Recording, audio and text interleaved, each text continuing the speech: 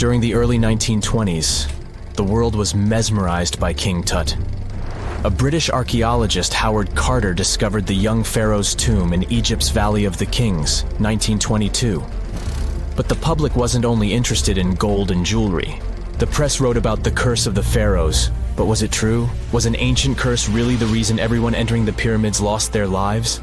At the time, this was the only explanation for a series of unexplained passings. The man present at the opening of King Tut's burial chamber, George Herbert V, Earl of Carnarvon, lived only 5 more months after the discovery. He had also sponsored the dig. In comes Sir Arthur Conan Doyle. You probably know of him, the English writer behind Sherlock Holmes. He claimed that an evil elemental caused the explorer's demise. He must have been joking, right? Unfortunately, no. The newspapers continued to blame the pharaoh's curse after every Egyptologist left this world. These are the scientists who study the ancient cultures of Egypt. The archaeologist who opened King Tutankhamun's tomb passed away full 17 years after the discovery. The reason for it wasn't a secret: Hodgkin's disease. Yet again, journalists around the world wrote of a curse. This was getting ridiculous. But science must have had a rational explanation, right? Well, it did. And that explanation was common mold. Harmful fungi, Aspergillus, can survive for ages in sealed tombs. When humans inhale them, there's a high risk of infection in people who have a weakened immune system. Today, doctors believe this is what happened to the unfortunate explorer more than a century ago. Scientists now know that this type of fungi grows especially well on grain. And King Tut's tomb was full of offerings in the form of baskets full of raw grain and bread. Researchers discovered other varieties of fungi on ancient Egyptian mummies. These molds can easily cause some nasty consequences for humans. The danger of rotting organic material is real. Just look inside your fridge. Any food leftovers you have there start to go off after just 3 to 4 days. You can imagine what happens to food in a sealed chamber after thousands of years. Food is just one kind of organic material. There is also wood. If you expose it to water or even moisture in the air, it starts to deteriorate. You don't have to travel to Egypt to see the effects of this process. Any abandoned building in your neighborhood can serve as an example. When a piece of wood gets wet and has no way of drying out, there is going to be damage. From fungi to wood-boring insects, the list is long. Rotten wood presents a huge structural issue. Beams and floor panels are all made of timber, so you better not go inside a failing building. You can easily lose your footing. But this is just the tip of the iceberg. The building materials since the time of the pharaohs have changed, but so have the dangers. One of the best examples is asbestos. Until the 1970s, most home insulation materials contained this substance. It was in everything, from boilers to soundproofing.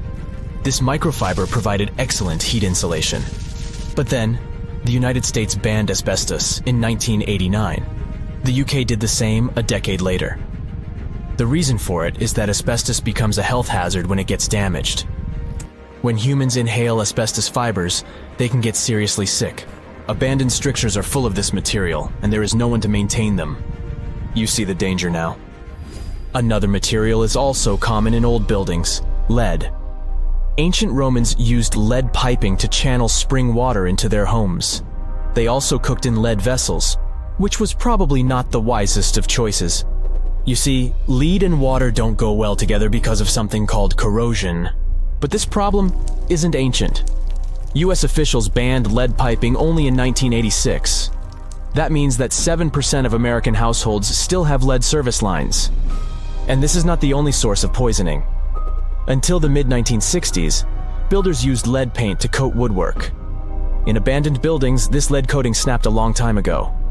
Anyone who touches doors and windows will disturb this lead dust and inhale it. The dust particles are at least visible to an unaided eye. This is not the case for carbon monoxide. This gas has no color, so you can't see it. It has no odor, so you can't smell it. No way to detect a carbon monoxide leak at all. And how does this dangerous gas usually escape? Poor maintenance. Well, abandoned buildings have zero maintenance. 1 second, you could be exploring an old factory, and the next you could feel dizzy with and have a terrible headache. These are just some of the symptoms of CO poisoning, the less severe ones. But what is the source? All it takes is for an old boiler to finally give way after years of neglect. We've reached an important question. What is the main factor in air quality inside a room? If you are thinking the level of oxygen, try again. It turns out that oxygen levels drop by only 0.3% in 8 hours inside an airtight room. This is a room in which doors and windows are sealed with tape, so the decrease is even smaller in normal conditions. Oxygen isn't the main problem. The levels of carbon dioxide rise sharply inside a sealed room. This is the direct result of human breathing. We inhale oxygen and exhale CO2. Think of it as a waste gas. Normally it's only a tiny portion of the air we breathe, 0.04%. But in a sealed room, high levels of carbon dioxide will make you feel drowsy. And that's the last thing you need when inside a dilapidated building. Carbon dioxide will decrease your ability to think clearly. Researchers from Harvard did an interesting study in 2016. They had office workers come in 6 days in a row to complete a problem-solving test. During the week, they gradually raised the carbon dioxide levels in the mock-up office. The results of the same test kept getting worse over time. There are many factors at play, but CO2 levels definitely had an impact on the workers' problem-solving ability. The test took place inside a typical office environment, not inside a crumbling building where visitors must watch their every step. When I say visitors, I really mean trespassers, and trespassing is a criminal offense in the United States. This goes both for private and public property. If you defy the law, you can be fined up to $5,000 or even face lockup time. That should make you think twice before jumping over a fence with a no trespassing sign. But again, you might not be the only one inside. You can never know who else is in the building. Perhaps a person up to no good? It doesn't have to be a person at all. Animals can pose a threat as well. You would be startled if you saw a rat, for example. But the poor animal would be scared as well. It might bite you. The list of diseases rats carry is pretty long. But rodents' teeth can cause other forms of damage. They grow constantly, so the animal has to constantly nibble on something to stop them from overgrowing. If you ever felt peckish at 1 a.m., you know the feeling. Electric cables are high on the rodents' menu. Abandoned buildings have plenty of those. Old wiring is dangerous on its own. Structures erected before 1984 often used wires made out of aluminum. Today, copper is the standard because an aluminum wire is 55 times more likely to catch on fire than a copper one. Flipping a switch in a rundown building can cost you your life. Be on alert for telltale signs that something is wrong. Lights that flicker, sparks from sockets, and the smell of smoke. And yeah, don't count on an earth cable to protect you from electrocution. Ground cables became standard only in the 1960s. Something strange is lurking beneath the sands of Giza, and scientists have no idea what it is. Archaeologists just found a hidden structure near the Great Pyramid using advanced ground scanning technology. What's inside? Nobody knows, but excavations are already underway. The Great Pyramid of Giza is one of the most famous monuments on Earth, but it doesn't stand alone. It's surrounded by an ancient necropolis, a massive royal graveyard filled with tombs and monuments. They belong to pharaohs, nobles, and other high-ranking officials. Most of these tombs are above the ground. They're called mastabas, rectangular, flat-roofed tombs built from limestone or mud brick, and they've been studied for decades. But from old movies, we know that these weren't simple graves. They have deep vertical shafts leading to underground burial chambers, where the past was sealed away for eternity. And recently, archaeologists found one curious empty space in the cemetery, a completely unexplored patch of ground. No mastabas, no visible ruins, nada. For years they ignored it, but between 2021 and 2023, they decided to investigate. They didn't dig, though. Instead, they used a technology that kind of acts like X-rays for the ground. These radars let scientists see the secrets hidden there. And there was something hidden beneath the sand. Something deliberately buried and forgotten. A two-part underground structure. One part was shallow and L-shaped. It's about 33 feet long and buried just 6.5 feet deep. But below that, a deeper, more mysterious anomaly. A structure completely different from anything else in the area. They called it a highly resistive anomaly, which means it's dense and solid, likely made of stone, sand, or even metal. And still, no one has a clue what's inside it. Now, it's clear that humans made the L shape. It wasn't formed by nature. And the shallower structure might have been an entrance to whatever is hidden below. But they only have some theories about what might be hidden there. It's also filled with sand and gravel. It was probably deliberately backfilled after its construction, perhaps to preserve this. Why? Well, we don't know yet. The archaeological team will need to excavate to understand what exactly this thing was and why it was built. The first guess is a lost burial chamber. Many tombs in Giza have underground burial sites, but most have clear surface markers. This one, for some reason, has nothing, but it could be one of them. The second guess is an ancient offering chapel. Egyptologists know that some chapels were built in this shape, but usually they were above ground, not buried like this. And finally, it might be something we've never seen before.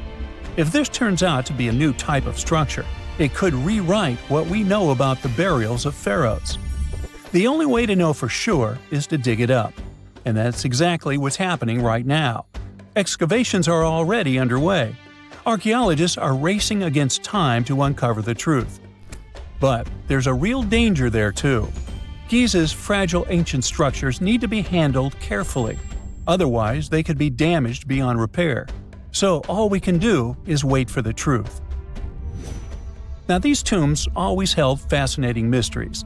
Unfortunately, we'll never learn tons of these mysteries because of some relentless tomb robbers. Egyptian tombs were built to guard the bodies for eternity. But that absolutely didn't stop people from breaking in and stealing everything valuable inside. They've been bothering these ancient sites for thousands of years, starting way back in pharaohs' times. Many of the most famous tombs, including those in Giza, Saqqara, and the Valley of the Kings, were looted. It was a common practice in ancient Egypt. And they were serious about this whole thing.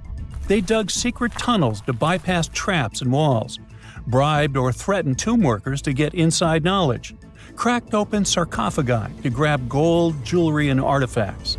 And by the time modern archaeologists got to most of these tombs, they had already been picked clean. The reigning pharaohs got tired of this infuriating nonsense. The Valley of the Kings, the famous burial ground of Egyptian royalty, was supposed to be the ultimate safe zone. Tombs were built deep underground, hidden in the desert. Passages were sealed with giant stone blocks. False doors and traps were added to confuse thieves. Even curses were written on the walls, warnings of horrible endings for anyone who dared to disturb the tomb, which is exactly where we got all those horror stories about mummies from. Spoiler alert, none of it worked. Most tombs in the Valley of the Kings were fully robbed within 100 years of being sealed. Even King Tutankhamun's tomb, one of the most famous in history, was broken into twice in ancient times. Some of them decided to try and fight back. The New Kingdom rulers built hidden unmarked tombs in a way that should have prevented the looters from finding them, but didn't work. Some pharaohs, like Ramses II, were moved in secret to prevent their bodies from being stolen. Nope, didn't matter. The grave robbers always won. That's because tomb raiders weren't just random thieves. They were skilled, organized, and well-connected. They knew exactly where to look. Many were the ones who had built these sites in the first place, and they knew where the entrances were. If they couldn't smash through the doors, they'd dig through the walls, floors, and even ceilings to break inside. They also worked fast, often within a few years after the tombs were sealed, before anyone forgot where the valuable stuff was. The Khufu's pyramid, the one that's next to this newly discovered structure, was looted long before modern times. The one thing left inside when explorers got there? An empty granite box where the sarcophagus used to be. Unfortunately, it's not just about gold. History itself gets stolen during these raids. Ancient Egyptians wrote detailed records of what exactly and where they buried. So when archaeologists compare these lists to what's found, they can see what's missing, which is often everything valuable. Most artifacts don't end up in museums. They just disappear into private collections, where they can never be studied again. Which is, of course, completely unfair. In fact, a few countries have had enough and started passing laws to take historical artifacts back from private collectors. In Italy, if you own an ancient Roman artifact, you must prove you got it legally. China is actively hunting down stolen artifacts, and they must find ways to retrieve it back from the Western collectors. In Egypt, they passed new laws making it illegal for private citizens to own any ancient Egyptian artifacts at all. Other countries, like the US, the UK, Germany, or Switzerland, are completely fine with rich guys owning their history. The British Museum is built on looted things. European empires invaded half the planet and took whatever they wanted back home. Their museums are often full of such stolen artifacts, and unfortunately, they refuse to give most of them back. For example, the Rosetta Stone. It was taken from Egypt by Napoleon's army, then stolen again by the British after they beat the French. Egypt has been demanding to return for years, but they still can't get it back. Or the Parthenon marbles. These magnificent massive Greek structures were taken from the Parthenon in Athens by a British lord in the 19th century. Greece has been begging for them back ever since, but the UK doesn't feel like it. Not to mention tons of Mesoamerican artifacts, scattered in various museums across the world. European explorers raided Mayan and Aztec temples, took statues, jewelry, and sacred objects, and now Mexico is fighting to get them back. Well, wouldn't it be surprising even if this mysterious underground chamber has somehow been looted already? But if it's a newly found place, could it be one of the few that escaped the hands of grave robbers? Could there still be ancient artifacts, untouched for 4,500 years? We can only hope that those guys didn't get there first. Egyptian archaeologists made an extraordinary discovery near Cairo just recently. Drumroll, please. The most ancient and most complete mummy yet discovered in the country. Yes, they were keeping it under wraps. The 4,300-year-old mummy was found in a group of tombs close to the Step Pyramid of Giza, dating back to the Egyptian Old Kingdom. It was covered in layers of gold. The team also found several other tombs, including one belonging to an ancient Egyptian official and another belonging to a secret keeper who had the power to perform special ceremonies. Another interesting tomb was that of a writer, which featured the largest statues ever found in the area. This vast burial site is also home to more than a dozen pyramids and resting grounds. Probably one of the most famous mummies in the world is that of Hatshepsut. She ruled Egypt like a boss for around 20 years, building all sorts of impressive buildings and creating new trade routes. But when archaeologist Howard Carter found her tomb in the Valley of the Kings, her sarcophagus was empty. However, Carter did find two coffins in another tomb, one of which belonged to Hatshepsut's wet nurse and the other to an unknown woman. In 2006, a team of specialists decided to investigate whether that mysterious lady was the queen herself. They found a molar tooth in a wooden box with Hatshepsut's name on it, and when they compared it to a gap in the mummy's mouth, it was a perfect match.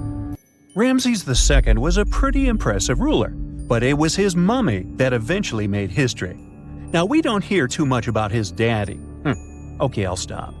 Ramses is considered to be the most powerful pharaoh in all of Egypt, as he reigned for a whopping 6 decades. He also lived to be over 90 years old. Now that's pretty amazing, considering the time he lived in. Ramses II supposedly had over 100 offspring too. Talk about a big family. When he passed away, his body was originally buried in the Valley of the Kings, but some sneaky guys tried to rob his tomb of all his treasures. Officials back in the day weren't having any of that though, so they moved his body to a secret location to keep it safe. Fast forward to the 1800s, and Ramses II's mummy was discovered along with a bunch of other rulers and important officials. But it wasn't in the best condition, so archaeologists flew it to Paris to get it, pampered. Problem was, he couldn't just be transported into another country. The only solution available was to give Ramses II his own passport. His occupation was listed as king, and the document even featured his photo. Most mummies aren't necessarily known for having the most hydrated skin. But that of an ancient woman, also known as Lady Di, proves otherwise. No, not that Lady Di. This wealthy lady from ancient times was discovered in an ornate tomb in 1971, and she looked fabulous, if we can say so about a mummy. Thanks to the special conditions in her tomb, like the moisture in the environment and the lack of oxygen, her body was almost perfectly preserved. Her skin was soft, her hair was on point, and she was still flexible. The museum that now proudly displays her mummy also shows a ton of fancy items that were buried with her, like dinnerware and musical instruments. Archaeologists investigated the mummy further and discovered that she passed away from a heart attack at around 50 years old. Even though it hasn't been around for over 2,000 years, Lady Di is still making history. The mummy of Otzi the Iceman was discovered in the Alps in 1991. Austrian authorities initially thought he was a modern mountaineer because he was so well preserved. Turns out, he was actually from the Copper Age.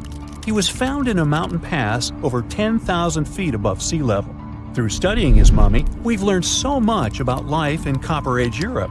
For example, we know that he was a native of Central Europe and enjoyed eating meat. He also suffered from arthritis, narrowing arteries, and intestinal problems. But he likely used acupuncture and medicinal herbs to treat these conditions. And apparently, he was pretty handy with tools. He sharpened them just days before his untimely demise. Who knows if he was expecting trouble or just getting ready for some routine work. Now, King Tut and his story is most likely the one that made all mummies famous. This pharaoh passed away at the young age of 19, more than 3,000 years ago. But his mummy is still one of the most well-known in the world. When his tomb was opened in 1922, people went wild because it was still intact, unlike many other royal tombs. It had some seriously blinged-out coffins, including one made of solid gold. Not only did Tut's tomb give us a glimpse into ancient Egyptian history, but his mummy also taught us a lot about the time he lived in. DNA analysis helped identify his parents and revealed that the pharaoh had a rare bone disorder that might have made walking a bit tough. Now, Ginger is most likely one of the coolest mummies you'll ever hear about. He's like a time traveler from 5,000 years ago who's still looking fly with his golden hair and perfectly preserved nails. Ginger was discovered in Egypt and is believed to be the earliest known mummified body. Before people even knew about mummification, they used to place bodies in shallow graves in the hot, dry sand. And since the sand absorbed all the water, bacteria couldn't reproduce and the body was preserved naturally. Now, scientists are not sure if Ginger's preservation was intentional or not, but since he was buried with some pottery vessels, it's likely that whoever buried him knew some serious preservation techniques. If you want to meet Ginger in person, he's currently chilling at the British Museum. One Dutch art collector bought a statue from Asia and ended up finding a weird discovery. The statue contained a mummy hidden inside. Unfortunately, the body was too fragile to move, so they had to leave it there. The coolest part is that this mummy is over 1,000 years old and was on display for 200 years before being encased in the statue. When scientists did a CT scan, they found out that the mummy was filled with paper scraps covered in writings. Experts think he might have done this thing called self-mummification, which is a pretty intense process involving a special diet and tea that makes your body less prone to bacteria. Only a few people could handle this ritual, and those who managed to do that were seriously respected. No other Egyptian queen has baffled scientists and historians like the stunning Nefertiti. Based on her statues, she was known for her slender neck, wide eyes, and high cheekbones. Her name translates to "the beautiful woman has come." Talk about living up to your name, huh? Even though she wasn't a pharaoh herself, Nefertiti still managed to leave a lasting impression. Written records suggest that, as a wife and queen, she held an incredibly influential role. Because of her power, she was indeed admired, but she also managed to make quite a lot of enemies throughout her life. She was also related to King Tut, but not biologically. Rather, she was his stepmother. So far, locals have yet to identify her mummy, but that may soon change. A local Egyptologist who has been busy excavating tombs in the Valley of the Kings has found two mummies that he believes could be Nefertiti and her daughter. According to specialists, we may soon finally get a definitive answer about the identity of these two mummies. And if one of them does turn out to be Nefertiti, we could be in for a real treat. DNA analysis and CT scans of the mummy could give us the most complete and accurate image of the queen that we've ever seen. It's crazy to think that we've only scratched the surface of what lies beneath modern-day Egypt. Nefertiti ruled during a time of great power and prosperity in Egypt, but unfortunately passed away in a period of social turmoil, leading to her gravesite being lost. Now, where's my mummy? They found the tomb of a royal doctor who lived over 4,000 years ago, a man who held pharaohs' lives in his hands. This man knew secrets that only deities and kings were allowed to hear. And yet, when they opened his tomb in 2024, there was no body, just vivid paintings, untouched by time, and cryptic symbols carved into stone. Who was he, and why was he buried with spells linked to a scorpion deity? The tomb was buried deep beneath the sands of Saqqara. The doctor's name was Tete-Nebefu. He lived around 4,100 years ago, during one of Egypt's most mysterious turning points, right at the edge of glory and collapse. These were the final days of Egypt's Old Kingdom. The sun still glinted off freshly built pyramids, but the shadows were already creeping in. The pharaoh, Pepi II, had ruled longer than anyone before him, 90 years. But by the end of his reign, the country was cracking. The power was slipping, the regional leaders were rising, and the Nile floods grew unpredictable. In this shaky period, the mysterious doctor thrived. His tomb was discovered by a Swiss-French archaeological team in the shadows of old pyramids. The weirdest part was that when they uncovered his burial chamber, they found no body, no golden treasures either. Unfortunately, the tomb had been robbed long ago. But what remained was something even more fascinating: the words and images left on the walls. The paintings are still vibrant, bright colors that somehow survived all those years underground. The walls show jars, containers, strange abstract patterns, and geometric shapes. And then there are hieroglyphs, lines and lines of sacred script carved with precision, like someone had poured their soul into every curve. These inscriptions revealed who Tete-Nebefu truly was. Turns out, he wasn't just any doctor. He was the conjurer of Serket. Now, Serket was the female deity of scorpions, sacred and terrifying. Egyptians believed she could stop venom, heal bites, and protect the living from toxic elements. The title, Conjurer of Serket, meant Tete-Nebefu was a specialist in treating dangerous stings and bites. And if he got an entire tomb for himself, he may have been Egypt's top expert in those things, a man who healed with both medicine and magic. But that wasn't all. He also held the title Director of Medicinal Plants, a title seen only once before in all of ancient Egypt. That means he knew the healing power of herbs, roots, and oils like no one else. Now, you might wonder, what plants in a huge land of sand? But in reality, ancient Egyptians used herbal medicine that would hold up in some labs today. They created pills, ointments, and inhalers. Most often, they chose some active ingredient, a flavor to make it easier to take, and something to deliver it into the body. Sound familiar? And yeah, they didn't have many traditional plants, so some of these ingredients were bizarre by our standards, like using crocodile dung and acacia mixed with honey. They even had formulas for anti-wrinkle creams. And apparently, our mysterious healer was also chief dentist. This title is almost never seen in ancient records. Evidence of Egyptian dentists is incredibly rare. Turns out, our ancient genius didn't just fight stings and study plants. He was also trusted with teeth and jaws, which were actually a huge problem in ancient Egypt. These people may have built wonders, but their teeth paid the price. Ancient Egyptians constantly caught grains of sand in their mouths.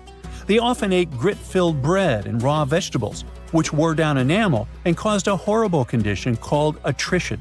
This led to tons of problems, including tooth loss. They had to improvise back in the day. For example, crafting the world's oldest known toothpaste from crushed rock, mint, and pepper, which ironically only made things worse for the gums. Or a toothpaste from things like eggshells, pumice, and natron, a salty mineral used for cleaning.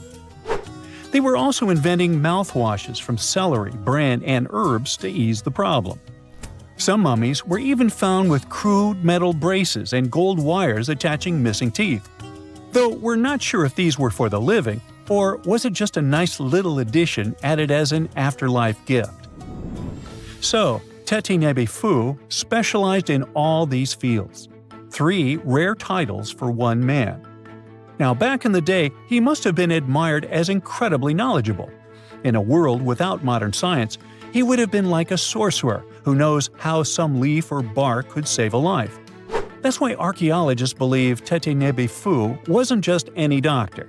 He was, most likely, the royal physician, the one who treated the pharaoh himself. We don't know for sure which king he served. Maybe it was Pepi II, and who knows, maybe that's why the guy lived so long. But if that was the case, Teti-Nebi-Fu may have lived through the final moments of the Old Kingdom, watching the Golden Age crumble from inside the palace walls. And then he was buried. The body was looted, or perhaps just lost to time. But the team says they're still studying the tomb, still uncovering the traces of this incredible man. Overall, ancient Egyptians were practicing medicine on a crazy advanced level. Some practices feel familiar even today. They had hospitals, specialists, surgeries, and many more things, even medical schools. Both men and women were allowed to be doctors. They healed with various methods and practiced surgery with actual tools, scalpels, forceps, even sutures.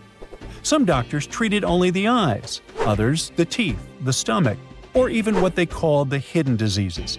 They knew how to clean and dress wounds, could set broken bones using splints made of wood or reeds wrapped in linen, and even prevented infections.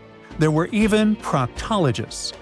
They also built the first prosthetics, like a wooden toe with leather straps that help people walk normally again. The oldest known prosthetic is 3,000 years old. Now, the most shocking part is how they actually even tried to remove tumors. A recent study looked at a 4,000 years old skull. It belonged to a man in his 30s. There were signs of past tumors, and around 3 of them, there were marks, surgical cuts made with a metal tool. That suggests someone attempted to remove or study them, maybe treatment, maybe an autopsy. There was another skull of a woman over 50 years old. It also showed similar signs, but with healed fractures from an earlier injury, which is amazing because her treatment might have actually been successful. Being a healer in this society meant something powerful. It meant being a priest, a scientist, and a magician all at once. To ancient Egyptians, medicine was a necessary art, and they treated it with as much reverence as they did their deities.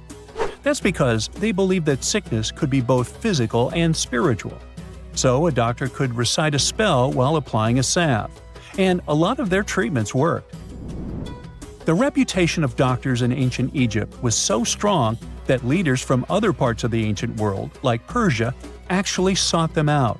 Even Homer, the Greek poet, once said the Egyptians were the most skilled healers of all. Of course, their understanding of the human body wasn't perfect. For example, they thought the heart controlled thought and emotion. They also didn't know what the brain really did. But their approach, observe symptoms, diagnose, and treat, well, that's modern medicine. Sure, they prayed over the wound, but they also healed it, didn't they? Their most famous physician was Imhotep. That guy was a true polymath, an architect, priest, and a healer who became so revered he was later worshipped as a deity of medicine. Yep, a human who was so cool they turned him into a deity. He lived 2,000 years before Hippocrates, the so-called father of medicine. And yet, some people joke we should drop the Hippocratic Oath altogether and swear an Imhotepic oath instead. These people weren't just laying the foundations of pyramids. They were laying the foundations of healthcare. There you are, trekking across a desert on foot. It's hot, you're terribly thirsty, and now you gotta walk around this stupid wall. Wait, a wall in the middle of a sandy, lifeless nowhere? Exactly, a wall in the northern Saudi desert. Archaeologists have just made a super exciting discovery, and what they found was not just a single wall. No, it was a whole ancient walled city that might date back to 2400 BCE. They think this place was home to around 500 people and could have been used for 1,000 years. This discovery is groundbreaking. It means that the area could have been way more advanced than anyone expected. This city was well organized, with different zones for living, towers and strong walls for protection, and different sections for all kinds of daily life. This ancient city, now called Al-Natah, was basically an oasis town, and it's great since it can give us a peek into what life might have been like in this desert thousands of years ago. Apparently, they had clearly separated areas, like residential sections, a cemetery, farmland, and even a town center. This oasis city, found in the Khaybar area, is the first big organized settlement from the 2nd or 3rd millennium BCE that researchers have uncovered in northwestern Arabia. The first surveys show that this town, which covered about 6 acres, had several districts, including the residential area, the cemetery, and the legal one, with courts. The houses were set up in neat rows, all connected by small roads. Those streets kept the residential area separate from the rest of the town. Back then, most people in this region were nomadic herders, always moving around. But archaeologists have been sure that during the Bronze Age, northwest Arabia had small walled towns and oasis centers scattered across it.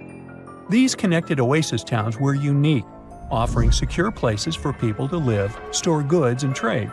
They started showing the beginnings of urban planning, which hints that people of that time were already starting to settle down and organize communities more seriously. The research team estimated that there were about 50 homes in Al-Natah, but that number could go up to 70 as they keep digging. They think that a few hundred people lived there, and probably one of the coolest things is that some houses went up to 3 stories tall. Built on a slope near a couple of major trade routes, this city was set up in a prime spot. Now, one of the most impressive things about this place is its water supply. The oasis had springs and aquifers, which are underground water sources, and such conditions were perfect for farming. Those water sources meant residents could grow their own food, making the town self-sufficient. The outer walls probably helped control who could enter the town and get access to its resources. This settled way of life was an impressive shift from nomadic living to a more agro-pastoral lifestyle, which means a mix of farming and herding animals. Another find that supports this theory is a bunch of tools like grinding stones, mortars, and pestles discovered inside the town. People there must have ground grains and prepared food. They had a diet of cereals, meat, and milk from animals they raised themselves. These astonishing findings show that the inhabitants of the town could easily feed themselves and were surprisingly advanced for that time. Thanks to better access to Saudi Arabia in the past couple of decades, archaeologists now have a much clearer picture of what life there was like thousands of years ago. The most exciting thing is that Al-Natah might have been part of a whole network of similar fortified oasis towns spread across the region, and all of these connected sites could show us how trade routes and small settlements worked together at that time in that arid area. Now, at the same time, this recent discovery isn't the only one that has the scientific world buzzing with excitement. How about we visit Egypt and see for ourselves? After all, archaeologists have just found a stash of ancient Egyptian and Greek treasure underwater. They were exploring the lost city of Thutmos Heracleion off the coast of Egypt, which sank more than 1,000 years ago. This city was legendary, and nobody even knew where it was until it was rediscovered in 2000. Now they're uncovering more and more, and on this dive, they found a pile of gold and silver treasures. Those were probably used in rituals to bless Egyptian pharaohs when they took the throne. The researchers even found an ancient Greek temple dedicated to Aphrodite and some super old Greek weapons. Frank Gaudio, the lead archaeologist, said it was astonishing that those delicate objects had survived the disaster that brought the city down. Back in its prime, Thutmos Heracleion was one of the biggest port cities in the Mediterranean. It was a huge center of social life, and was the main entry point for ships from Greece coming into Egypt. But tragically, due to rising waters, earthquakes, and a catastrophic tidal wave, the soil underneath the city literally turned into mush, and then the entire city sank into the Mediterranean. It was forgotten until Gaudio's team found it in 2000. Since then, they've been uncovering new parts of the city and piecing together its history little by little. If a lost underwater city doesn't seem impressive enough, we can travel to the Amazon. The discovery made there is truly mind-boggling. For centuries, people have talked about lost cities deep in the Amazon, like El Dorado, that mythical city of gold that lured Spanish explorers into the jungle. A lot of them never came back. Then, in the 1900s, a British explorer named Percy Fawcett went searching for what he called the lost city of Z, and he too disappeared.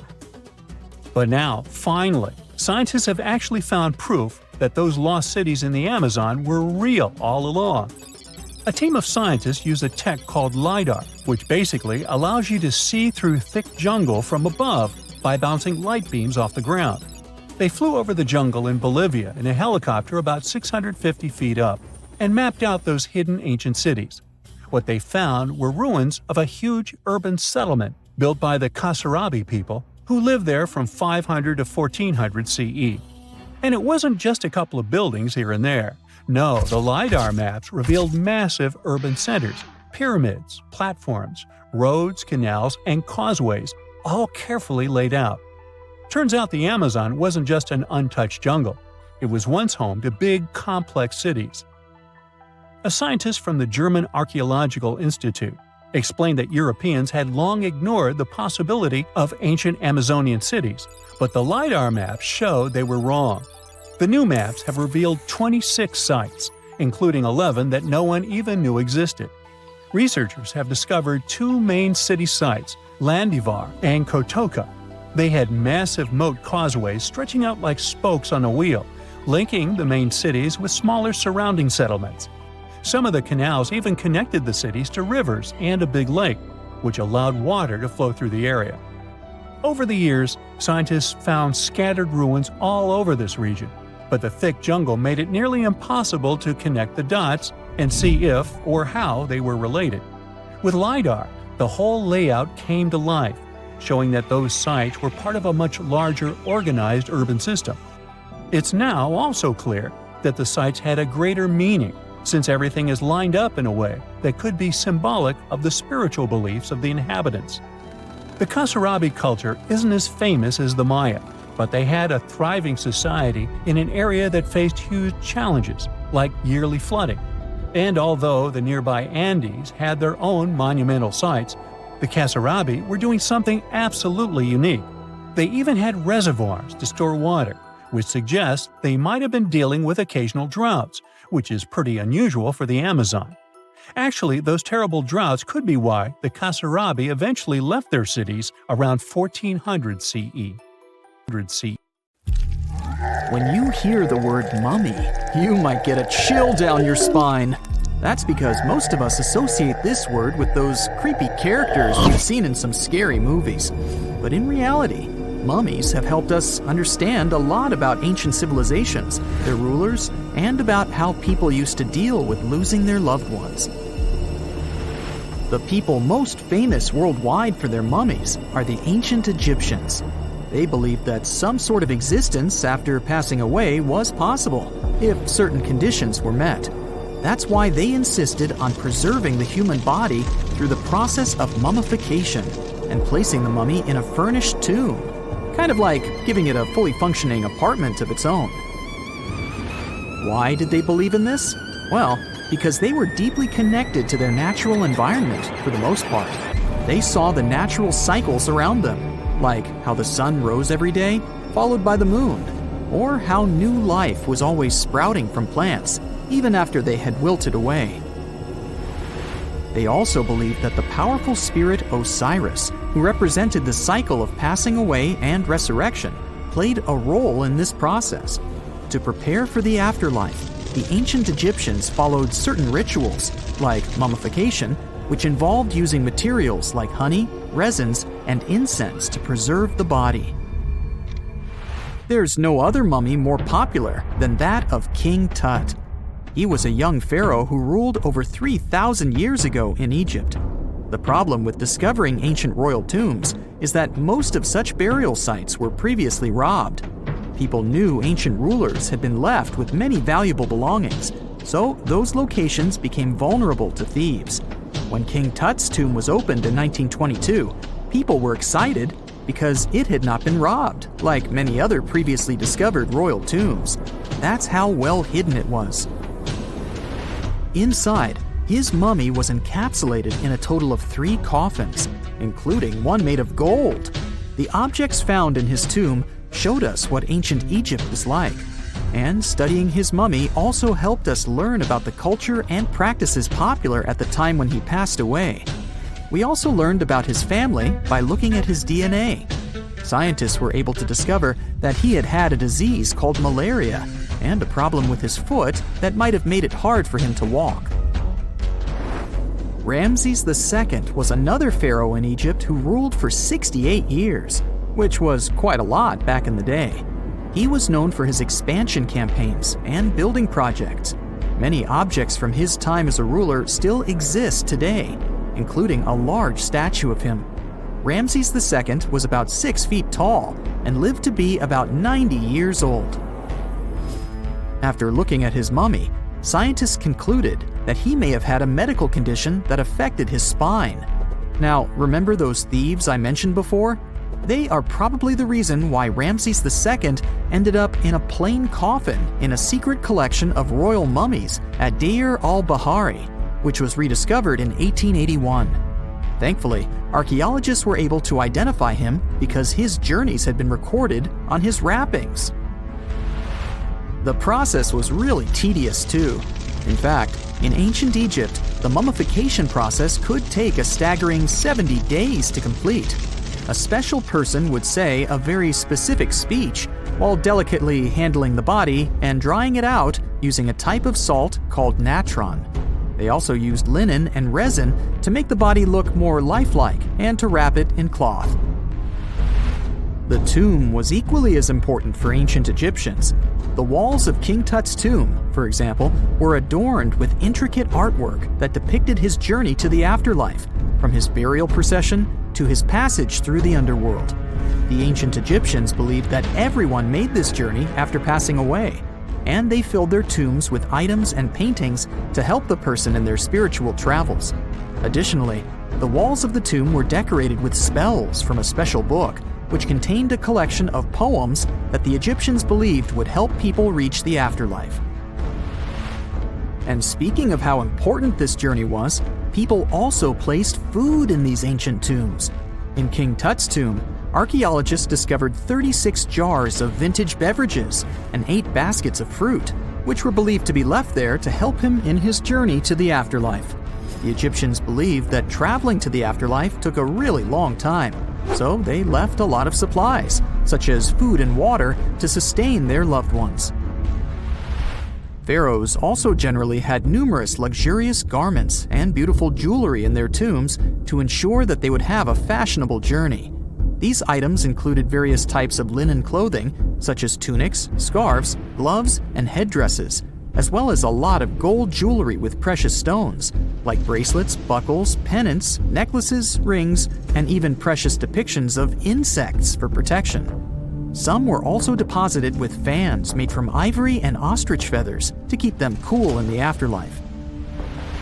Some ancient rulers were even placed in their forever apartments along with boats. For example, Pharaoh Khufu built the Great Pyramid of Giza as his tomb, and a large ship was found inside. King Tut, however, was buried with multiple boat paddles, but no actual boat. Instead, he had 3 chariots and numerous walking sticks made of precious materials, perhaps indicating he'd rather travel to the beyond by land, not by water. Amongst the most interesting objects found near ancient mummies are bottles of oils and perfumes. If rulers were supposed to be fashionable, why not smell nice too, right?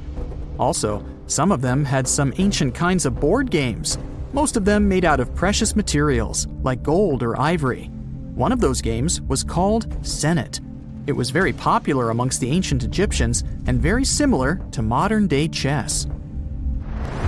The ancient Egyptians may have the most famous mummies out there, but they weren't the first to invent the procedure. In fact, it all started in South America with an ancient civilization named the Chinchorro. As far as we know today, these people were the first to mummify their loved ones that had passed away. They did it somewhere around 2,000 years before the Egyptians started their own rituals.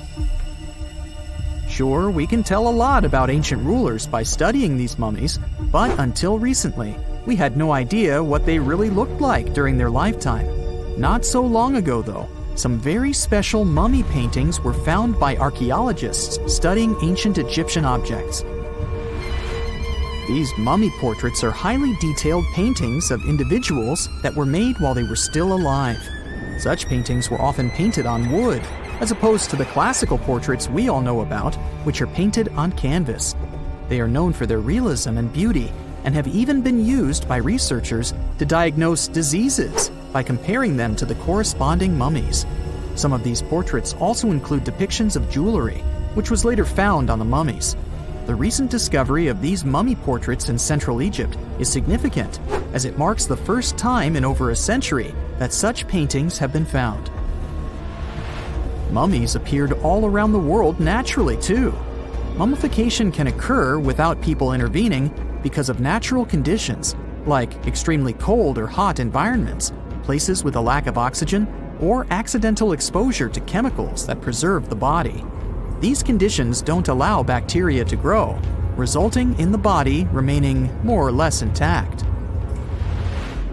Famous Otzi was one of these mummies. We know today he was a man who lived around 5,000 years ago in Europe. But upon his discovery in the Alps in 1991, Austrian authorities initially believed that he was a modern mountaineer because of how well preserved the body was. However, after the Iceman was removed from the glacier, it was determined that he was actually from the Copper Age. X-rays are a type of invisible radiation that can pass through our bodies and objects. They're very important in the field of medicine because they allow doctors to see inside our bodies without having to perform surgery. Now, let's dive into how X-rays work. They're a kind of electromagnetic radiation, just like light or radio waves. However, they have much higher energy than light, which makes them able to go through objects that light cannot. Imagine you have a powerful flashlight. If you try to shine it through a wall, the light won't go through because the wall is too thick. But these rays have enough energy to go through walls and even our bodies. The discovery of X-rays happened by accident in the late 19th century. A scientist was experimenting with cathode rays, which are a type of radiation. He was working in his lab and noticed that a nearby fluorescent screen started to glow, even though it was not directly exposed to the cathode rays. He realized that something invisible was causing the fluorescence, and he named it X-ray, because X is the mathematical symbol for something unknown. He continued experimenting with such rays and discovered that they could pass through many objects, like flesh and bones, but not through denser materials like metal. He also found that X-rays could create images on photographic plates, just like a camera takes pictures. The way this works is quite fascinating. Imagine you're standing in front of a bright light and you hold your hand in front of your face. Your hand blocks the light and you can't see through it. But if you place a sheet of tissue paper in front of your hand, some light will pass through, and you'll be able to see the outline of your hand. X-rays work in a similar way. When a doctor wants to take an X-ray of a part of your body, they will ask you to stand or lie down next to a machine. This device has a special plate that can capture the image. Let's say the doctor wants to further examine your arm. They will place the X-ray plate on one side of your arm and the machine on the other side. Then, the machine will produce a controlled burst of X-rays that pass through your arm. Remember how we talked about the tissue paper allowing some light to pass through? Well, in this case, some of those X-rays will go through your arm, while others will be absorbed or blocked by the denser parts of your body, like bones. The plate captures the X-rays that pass through your arm, and it creates an image. This image shows the bones and other structures inside your body, allowing the doctor to see if there are any problems or injuries. Now, you might be wondering why X-rays can pass through some things but not others. It has to do with the density and composition of the objects. Denser materials like bones absorb more X-rays, so they appear white in the image. So when you look at the result, you'll see your bones as white shapes. Other tissues like muscles and organs are less dense and allow some of those rays to pass through, so they appear as gray shadows. What if I told you there's a whole new way you can peek inside objects, but without using X-rays? I'm not talking about magic powers. Take a comfortable seat while I explain what mummification is. This fascinating scientific technique allows us to see inside objects and even beneath the Earth's surface using a special type of particle called a muon. These elementary particles are very similar to electrons, but they're much heavier. They are created high up in the Earth's atmosphere when cosmic rays, which are particles coming from space, collide with the air molecules. Now, muons are special because they can pierce through different materials. They can pass through rock, soil, and even buildings. Scientists realized this potential back in the 1950s when they were studying cosmic rays and noticed that some of the particles could pass through thick materials. The first mummography experiments took place in the 60s. Specialists discovered that muons can be detected using special devices called muon detectors. These detectors are usually placed underground or in specially designed laboratories to shield them from other particles and background radiation. Now let's dive into how mummography actually works. Imagine you have a large object, like a pyramid, a mountain, or even an ancient statue, and you want to see what's inside without damaging it. First, detectors are positioned around the object or in the area you want to examine. These detectors are sensitive to muons and can track their paths. When such a particle passes through a detector, it leaves a trace, like footprints in the sand. By collecting data from multiple detectors, scientists can reconstruct the paths. Here's where things get really cool. The Earth's atmosphere acts like a natural filter for muons. It turns out that the more massive an object is, the more particles it will block.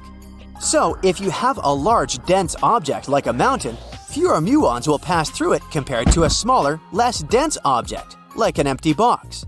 This difference in the number of particles that reach the detectors can give us clues about what's inside the objects.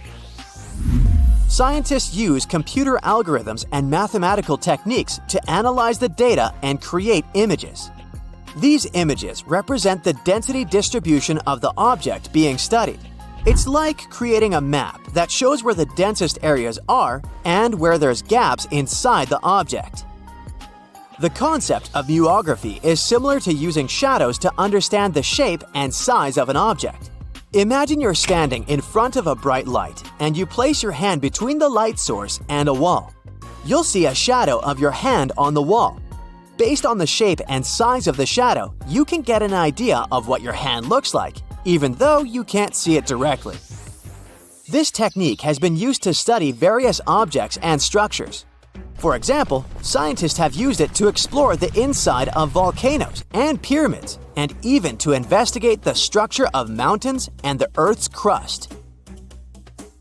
With the help of this amazing technique, scientists have now uncovered new information about the Great Pyramid of Giza. They discovered something that had eluded tomb raiders for centuries. They found a hidden chamber. And guess what they named it? The Big Void. Yeah, I know, not the most creative name. They even used 3 different muon detection techniques just to be super sure that it was indeed a big, mysterious void inside the grandest pyramid of them all. Once news got out about this mind-boggling discovery, Egyptian authorities couldn't resist the temptation to explore further. So, they brought in an endoscope camera to confirm the existence of this epic void. So, they inserted a camera through one of the openings underneath the entrance, and voila! It revealed a corridor. More so, the corridor had a chevron ceiling.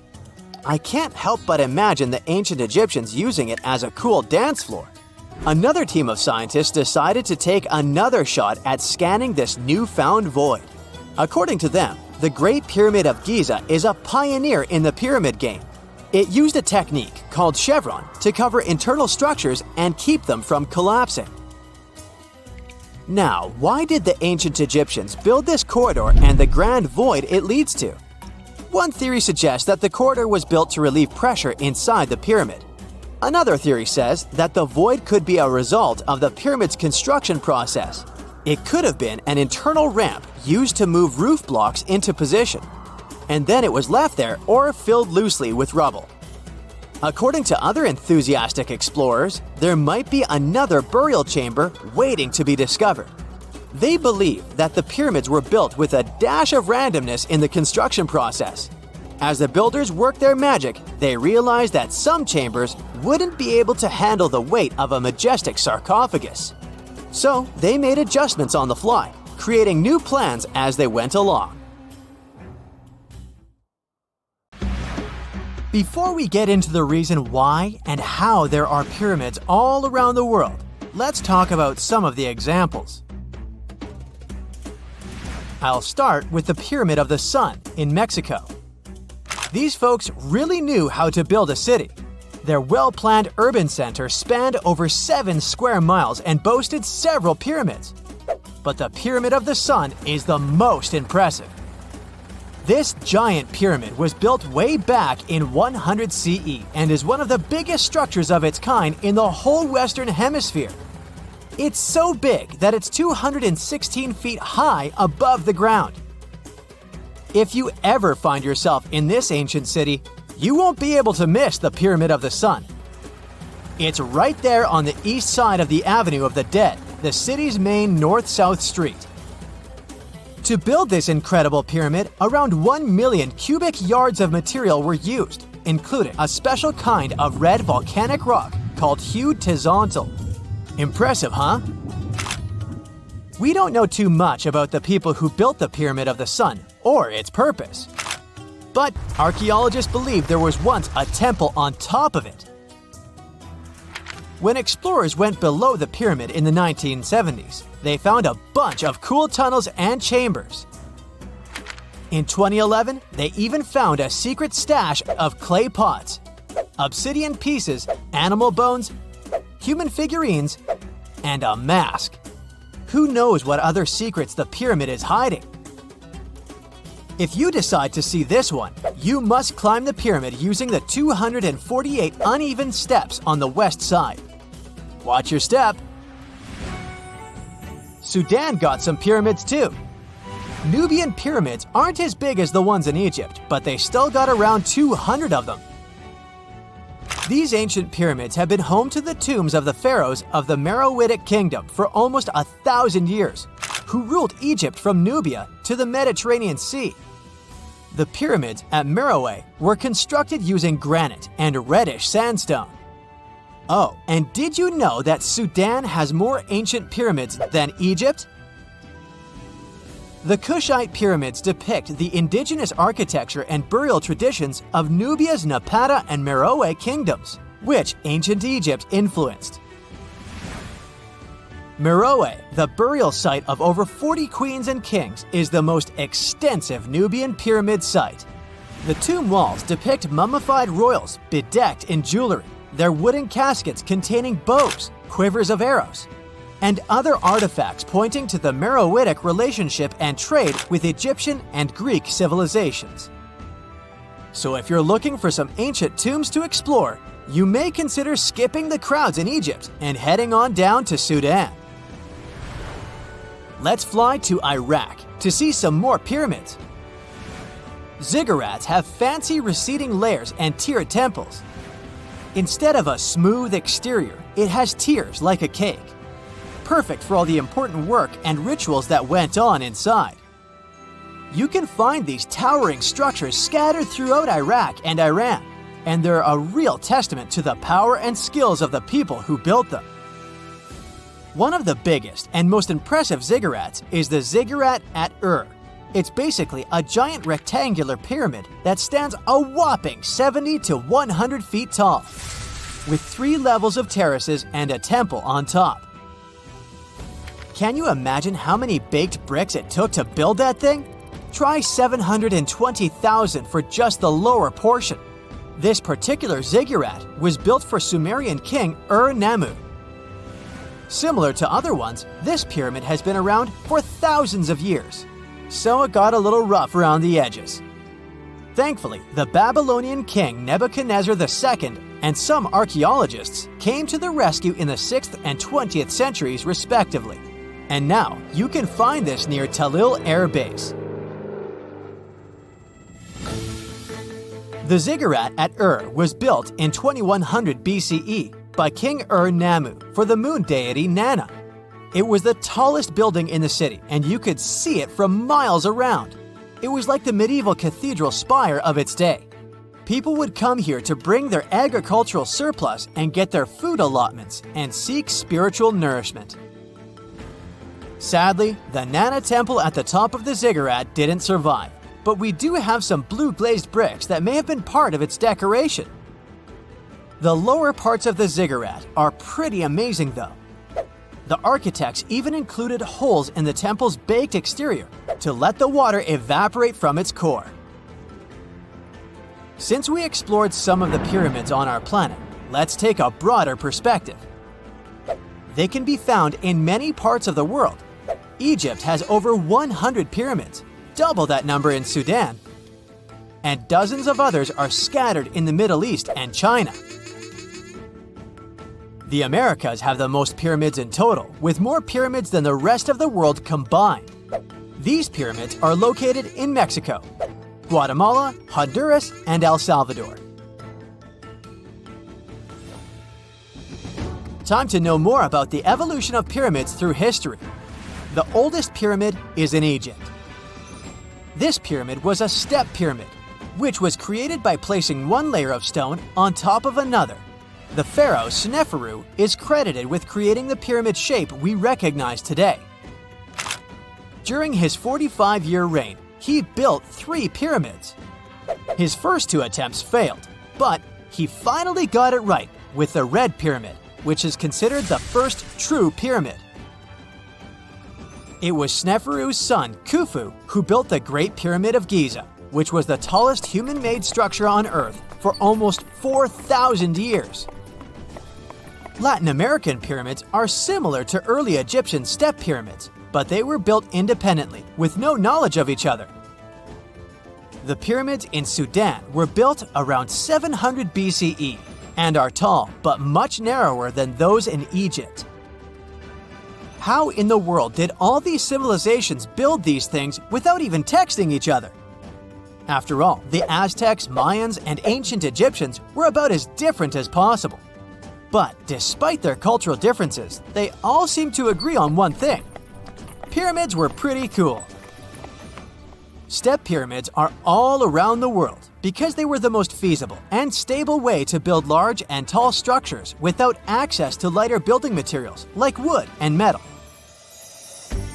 The triangular form with a square base is the best way to build a sturdy structure, and having a cube structure would require more material for less height. Now, when it comes to pyramid design, the Egyptian pyramids were like giant triangles with a square base, smooth sides, and a pointy top.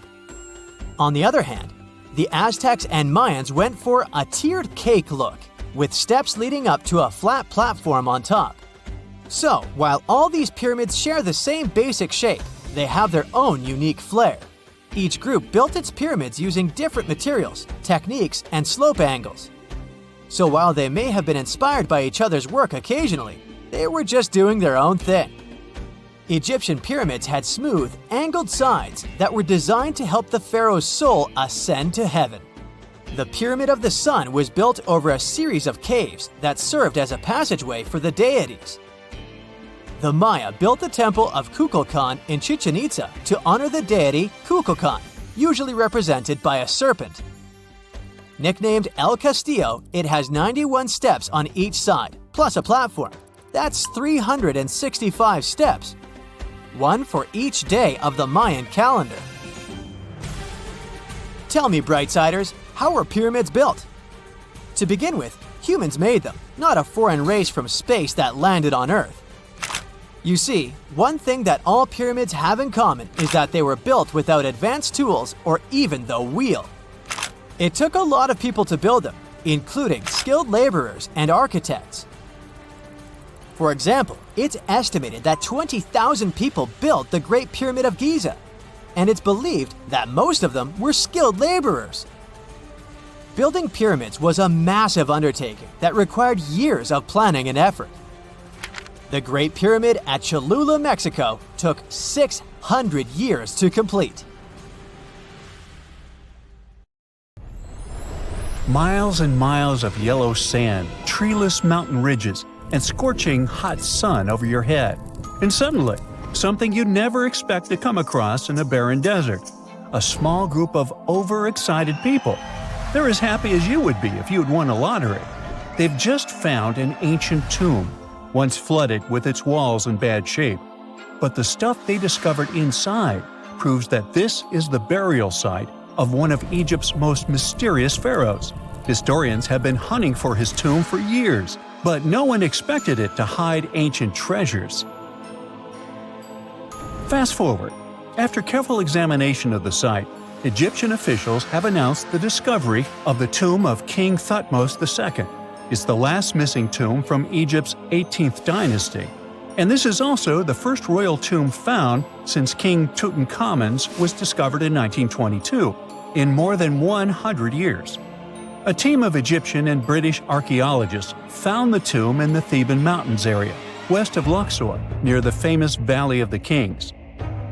Before this, the site was only known as Tomb C4, but during their excavation, the team found clear evidence proving it belonged to King Thutmos II. Archaeologists actually found the entrance and main tunnel leading to the tomb in 2022. But at first, they thought it belonged to a queen because it was near the graves of Thutmos III's wives. It was also close to Queen Hatshepsut's tomb. Originally, it was prepared for her when she was just a royal wife. But everything changed when she became pharaoh. But we'll talk about this twist of fate a little later. But soon they realized that their discovery was much more significant. They found alabaster jars with Thutmos II's name and the words "deceased king" written on them. That's when they realized that the tomb was actually his final resting place. Sadly, Thutmos II's tomb has seen better days. According to the head of Egypt's antiquities sector and the leader of the Egyptian excavation team, the tomb suffered major damage from ancient floods not long after the pharaoh's death. Water swept through the burial chamber, likely destroying or displacing many of the original artifacts. Much of what had been once inside the tomb was moved elsewhere in an attempt to salvage it. The researchers found out that the tomb had a basic design, with an entrance, a sloping main corridor, and a burial chamber. The corridor was coated in white plaster and rose about 4.5 feet above the floor of the burial chamber. A large staircase and a very large descending corridor of the tomb indicated its grandeur. It took the team a long time to navigate through, though, as the tomb was blocked by flood debris and collapsed ceilings. Only after crawling through a 32-foot passageway with a small 16-inch gap at the top, the worst nightmare for those of us with claustrophobia, were they able to reach the burial chamber. There, they were in for another surprise. They cleared the debris, expecting to find the crushed remains of a burial beneath. But the tomb turned out to be completely empty, and it was not due to robbery. It had been deliberately emptied. The researchers soon realized that the tomb had been flooded since it had been built underneath a waterfall. It happened just a few years after the king's burial, so the contents of the tomb were moved to another location. That's why there was a second corridor in the tomb. It was most likely made to help remove King Thutmos II's body from his flooded tomb.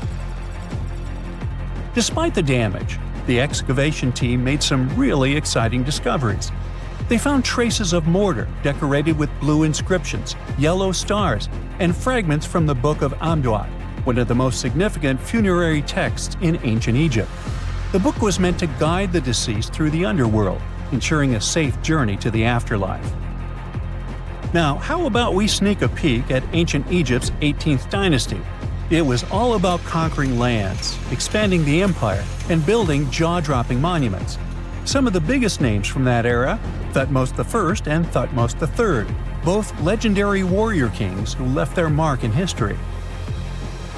Thutmos I was a fierce fighter who led major military campaigns, pushing Egypt's border further south than ever before, all the way to the fourth cataract of the Nile.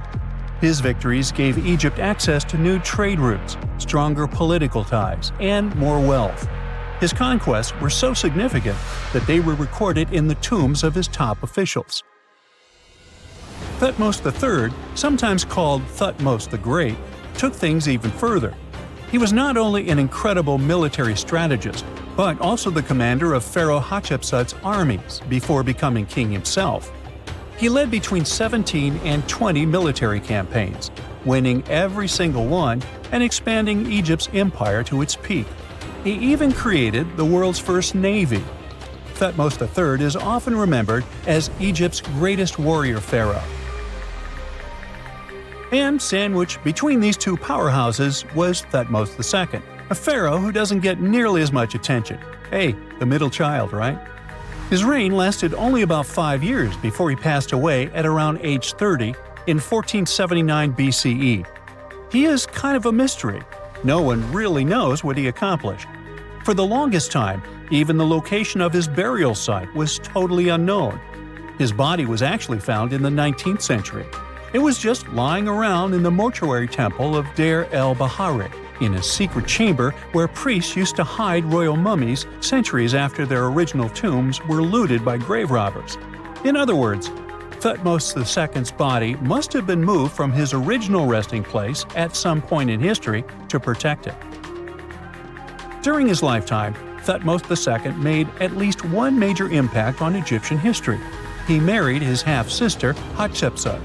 That might not sound like a big deal, but it helped her become Egypt's greatest female pharaoh after he passed. The catch? She kept her stepson, Thutmos III, off the throne for decades. When he finally took power, he erased her name from history out of spite. And still, Hatshepsut is one of Egypt's greatest pharaohs, no matter if you're talking about a man or a woman. She brought a lot of wealth and art to Egypt. She led a big trading trip to a place called Punt, where she brought back things like gold, ebony, and incense. She also made sure her name lasted by building amazing structures that we can still see today. At Karnak, she added huge obelisks. One of them is still standing tall. She also was the one to build the Temple of Deir al-Bahari with its countless columns. She was buried there. Interestingly, Hatshepsut was often shown in art as a man, with muscles and a beard, like how pharaohs were usually depicted. But she made sure there was always something in the artwork that reminded people she was a woman, like calling herself Daughter of Re, or His Majesty herself. When she passed away in 1458 BCE, Egypt wouldn't have a female ruler as powerful as her until Cleopatra, about 1400 years later. According to Egypt's Supreme Council of Antiquities Secretary General, isn't that a mouthful? Hatshepsut's name actually appears in Thutmos II's tomb, meaning she might have even handled his burial.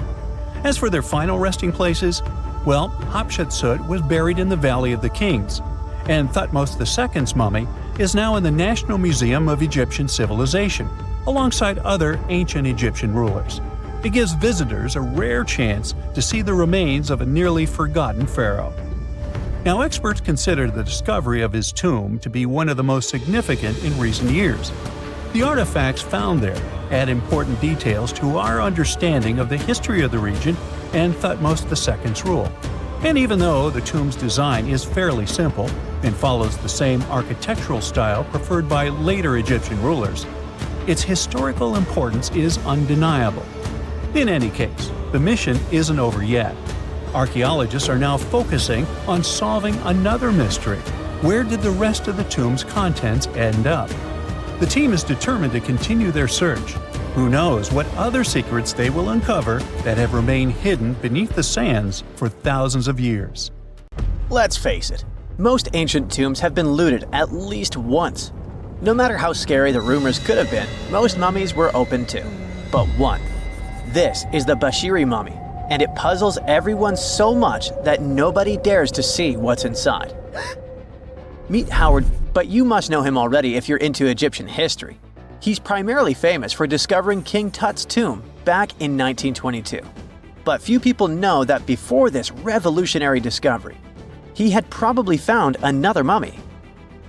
It happened in 1919, and it goes by several names, either the Bashiri mummy or the mummy of Pacheri, or the untouchable one.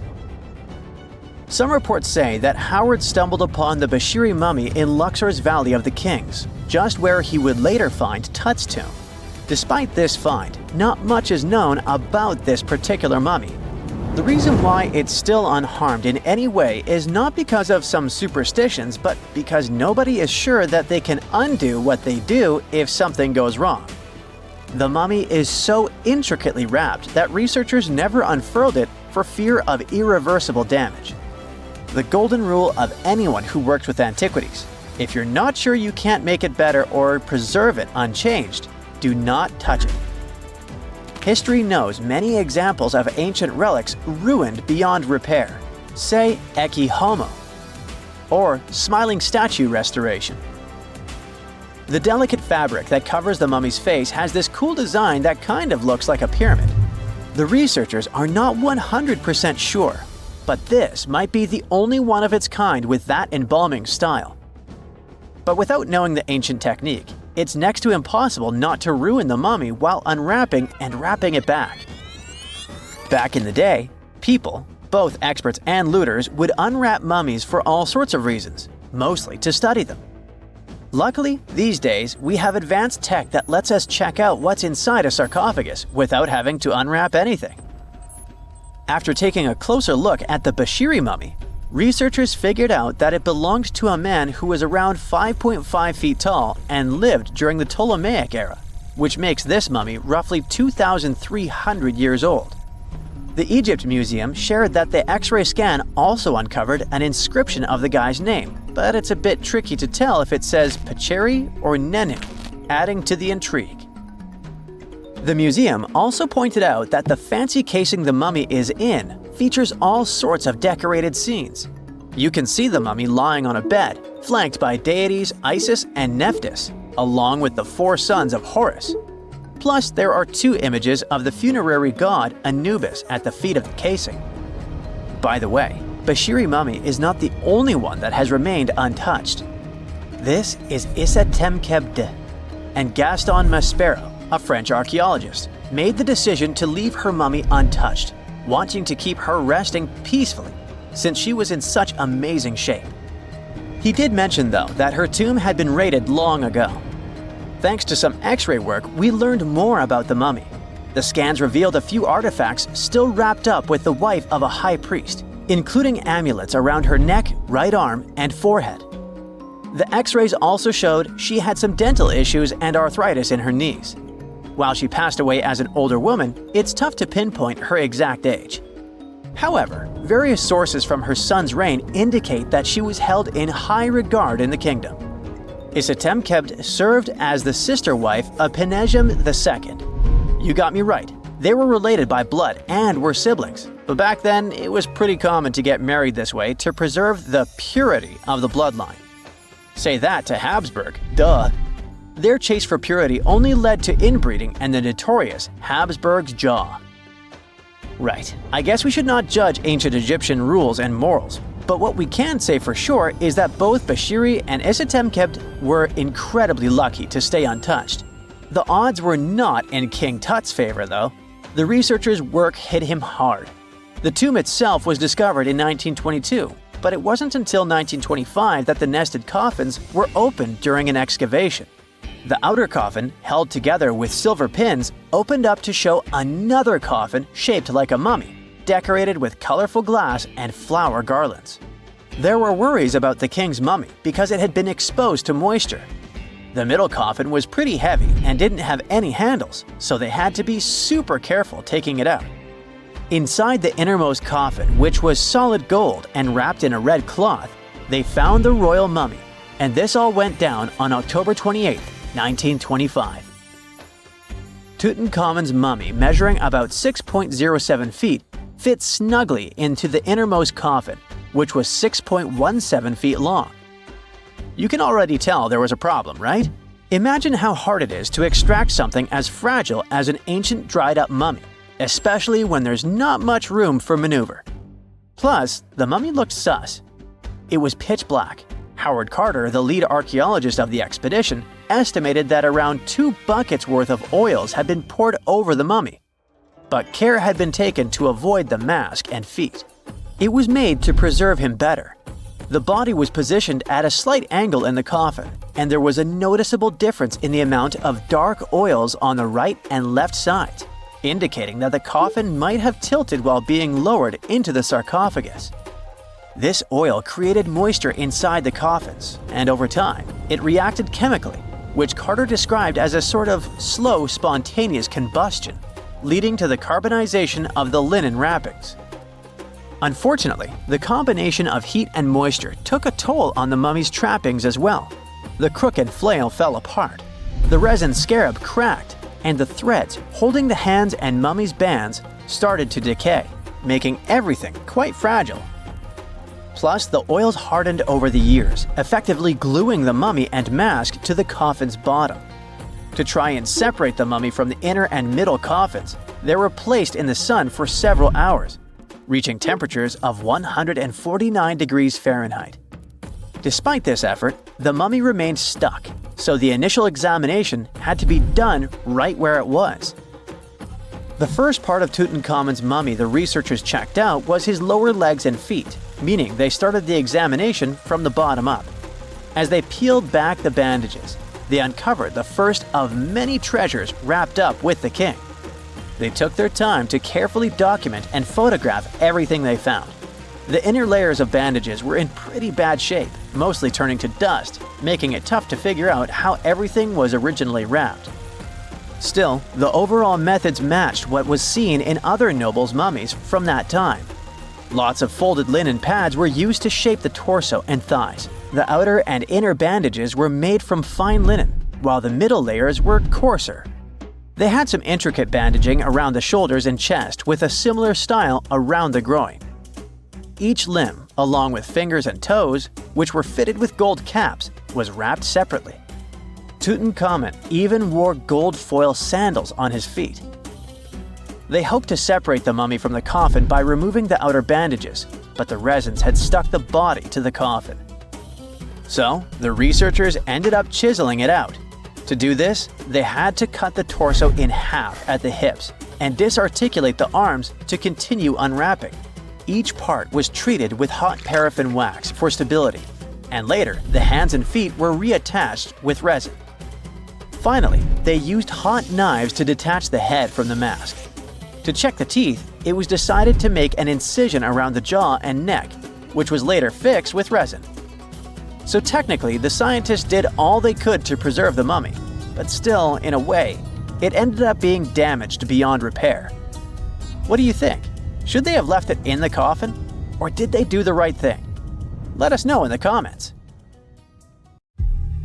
Unlike many other ancient Egyptian burial grounds, King Tutankhamun's tomb stayed hidden and free of unwanted thieves for 3,000 years. One reason was that the tomb was smaller than average and tucked away in a place called the Valley of the Kings. This area was already being extensively explored by the time they stumbled upon Tut's spot. The entrance was all covered in debris from building a nearby tomb, which must have also helped keep it a secret. There were also zero writings or signs on the outside of the tomb. Time passing also played a part in keeping it in amazing shape until the 1920s, when a man named Howard Carter finally made it in. But was Carter that big of a hero? Some recent findings say he might have been sneakier than initially thought. People used to think Carter wasn't just a glorified treasure hunter, he was a true archaeologist. Before Tut, he had been on a relentless quest for Egyptian artifacts. He discovered his interest in these unusual objects when he was a child, and soon started drawing the sculptures and inscriptions that were found in ancient tombs. After stumbling upon the remains of King Tut, Carter spent a decade recording and processing all sorts of objects, like golden thrones, chariots, and statues from Tut's tomb, shipping them down the Nile to Egypt's museum in Cairo. Well, at least that was the official story. More recent discoveries claim that not all of the objects made it to Egyptian officials. A secret letter seems to uncover Carter's little 10 for them, 1 for me policy. The letter in question was sent to Sir Alan Gardiner, a philologist and friend of Carter's, dated from 1922. In these writings, Carter mentioned having found the tomb and was asking his buddy for some advice. In another letter from 1934, Gardiner seems to be thanking Carter for an amulet, which was sent to him as a thank you gift. Carter was adamant that it didn't come from Tut's tomb, but evidently it did.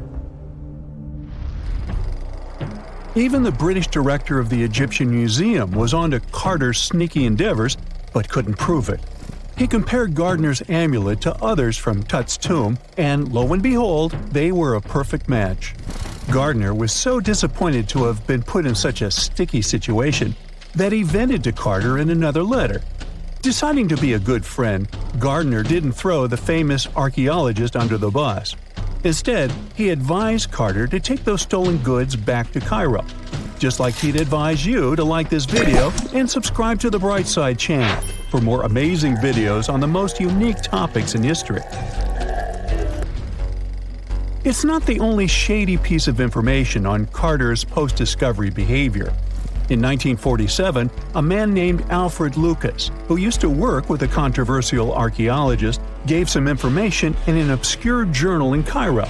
He claimed that Carter sneakily cracked open the burial chamber door himself. Then he sealed it back up like nothing had happened before the official uncovering. Now, why would he do that? Well, the same theory suggests that Carter and his crew might have entered the tomb early so they could get their hands on some ancient goodies. Obviously, these people couldn't risk having such objects sold while they were still alive, but made sure they were auctioned off after they passed. Carter, though, never confessed to anything. He made no official denial either, but the Egyptian government couldn't risk any more mysterious disappearances, so they prohibited him from entering the tomb for a while. Some have connected this apparent stealing to the curse of King Tut. If you've never heard of it, know that it became quite the scary tale soon after King Tutankhamun's resting place was uncovered. It claimed that anyone messing with the tomb of the boy pharaoh would face some serious bad luck. It's not all dramatic like a mummy going on an aggressive spree, but word got out that the people involved in disturbing King Tut's lair met some mysterious, untimely ends. The main untimely passing related to this supposed curse is that of George Herbert, the 5th Earl of Carnarvon. He was this British aristocrat who helped fund the search for the tomb. He passed away just a year after the tomb was opened. Now, people love to call it mysterious, but it turns out that Herbert was already in pretty bad shape health-wise when he got to Cairo, and he ended up getting taken down by a regular disease. Now, let's talk numbers. There were a lot of people linked to this tomb opening – security guards, archaeologists, and supporting staff. And sure, a few of them did pass not long after the tomb started receiving visitors. As much as we'd like this curse to be true for the sake of, good storytelling, statistically, if you have a bunch of people connected to opening a tomb, you'd expect some passings just by random chance. The average lifespan for those supposedly targeted by the ancient curse was more than 20 years after the spell was supposed to kick in. Herbert's daughter even lived until the 1980s, that's half a century later. And Howard Carter himself lived until 1935, a solid 16 years after the big reveal. Some have suggested that the whole curse was nothing more than a careful PR strategy. You see, when Tut's tomb was found, Howard Carter wanted to make a priority out of keeping nosy reporters away, so he might have come up with a curse hanging over anyone entering the boy king's resting place. But what was stolen from King Tut's tomb anyway? Well, some jewelry to begin with. It might have been snatched by Howard Carter himself, according to a French specialist. He did some intensive research by looking at old pictures taken from inside the tomb back in the 1920s.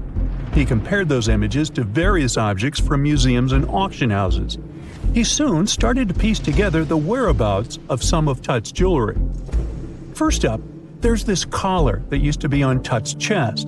It was all broken into pieces, and some parts went via Carter to the Nelson Atkins Museum in Missouri. Meanwhile, other bits ended up on a necklace owned by some unnamed people who tried to sell it in 2015 but failed. Even the Nelson Atkins Museum agrees, as they've confirmed the information on their website. Then there's a headdress piece. Some beads from it that once belonged to Tut apparently got stolen by Carter too.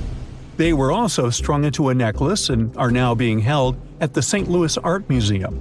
Another fancy collar made out of glazed ceramic magic spent some time at the Met, far away in New York. Thankfully, it was sent back to Egypt a bit over a decade ago.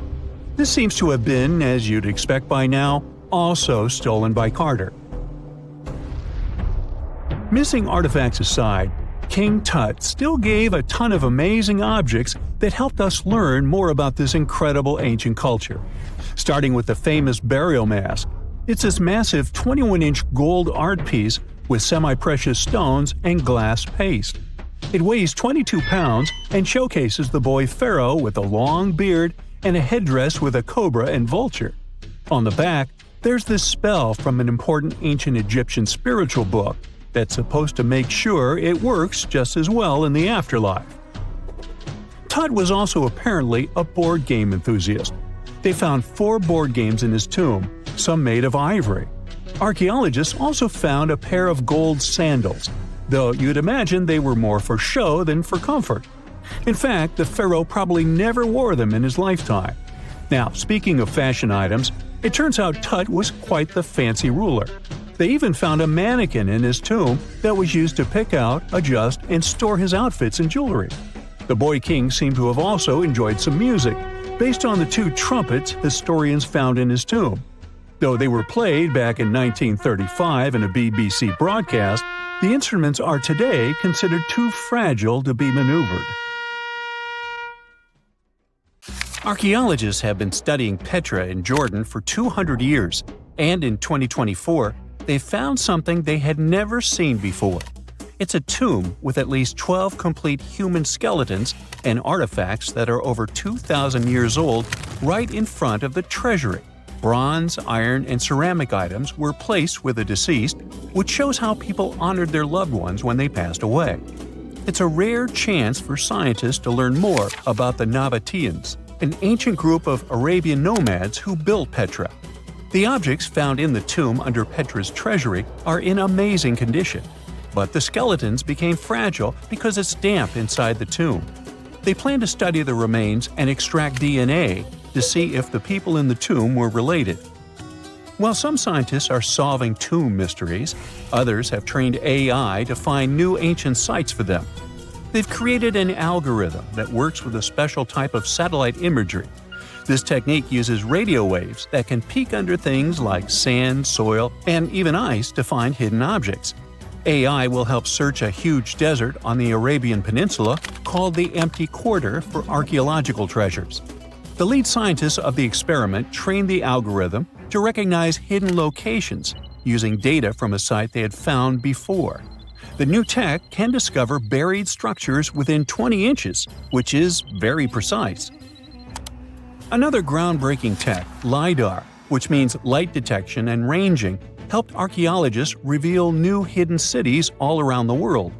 LiDAR can see big structures beneath layers of vegetation and map even subtle changes in ancient landscapes. They use it to scan large areas from a small plane flying over places that aren't so easy to study from the ground, like dense jungle. In 2024 alone, they found new Maya settlements in southern Mexico, gardens, roads, and rivers in Ecuador's Amazon rainforest, ancient ruins on the Pacific island of Tonga, and the remains of 2 medieval cities along the Silk Road route in Uzbekistan. Maybe some smart technology can also explain what Marge Simpson is doing on Earth in an ancient Egyptian tomb from 3,000 years ago. The drawing, featuring a woman with yellow-colored skin, a blue crown, and a green outfit, is alarmingly like the famous cartoon character. If you don't see a resemblance here, I hope you'll at least enjoy an amazingly well-preserved necklace with amethyst and agate beads. It's from another recent find from Egypt, an ancient tomb with 11 sealed burials near Luxor.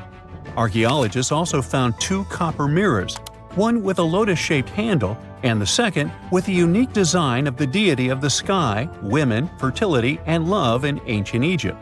The hair of the figurine was originally made from almost 4,000 mud beads. Another awesome find from 2024 is an ancient Greek shrine with intact burials, a sarcophagus, and plenty of gold inside. They think it was built before the year 300 before the Common Era, and the marble lions, also found inside, were made from the same marble as the Parthenon in Athens.